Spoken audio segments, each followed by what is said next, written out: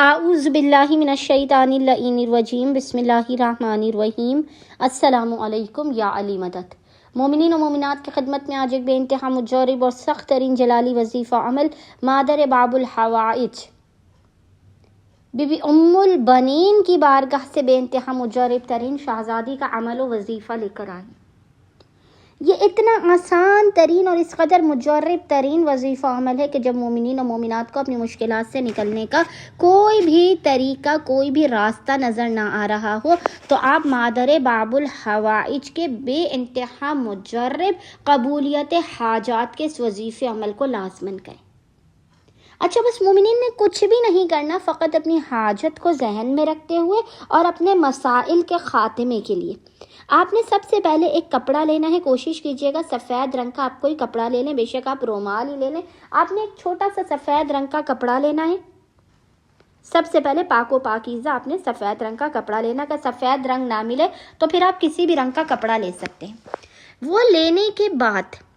آپ نے کپڑے پر ایک نوٹ باندھنی ہے، ایک گانٹھ باندھ لینی ہے، گٹھان باندھ لینی ہے، ایک نوٹ باندھ لینی ہے کپڑے پر، اور پھر اس کے بعد آپ نے اس کے اوپر 3 مرتبہ 3 ٹائمز صلوات بھیجنا ہے محمد اور آل محمد پر۔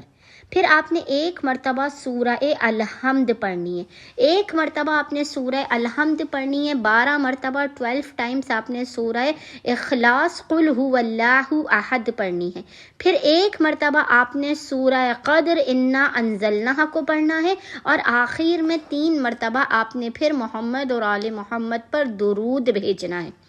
اور اس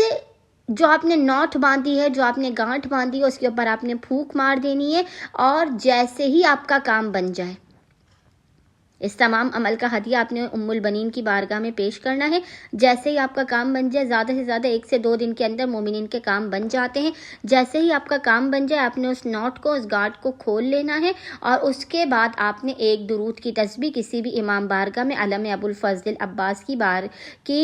کے سائے میں کھڑے ہو کر آپ نے ایک درود کی تسبیح پڑھ کے اس کا ہدیہ ام البنین کو اپنے کام ہو جانے کے بعد ایک درود کی تسبیح کا ہدیہ پیش کرنا ہے، اور کسی بھی میٹھی چیز پر، کسی بھی مٹھائی پر، شیرنی پر آپ نے ام البنین کی نظر کھلانی ہے، جو آپ نے بچوں میں یا جو بھی امام بارگاہ میں مومنین موجود ہوں گے آپ نے انہیں تقسیم کر دینی ہے۔ اگر کسی وجہ سے آپ امام بارگاہ جا کر اس عمل کو نہیں کر سکتے تو آپ اپنے گھر میں بھی اس عمل کو کر سکتے ہیں۔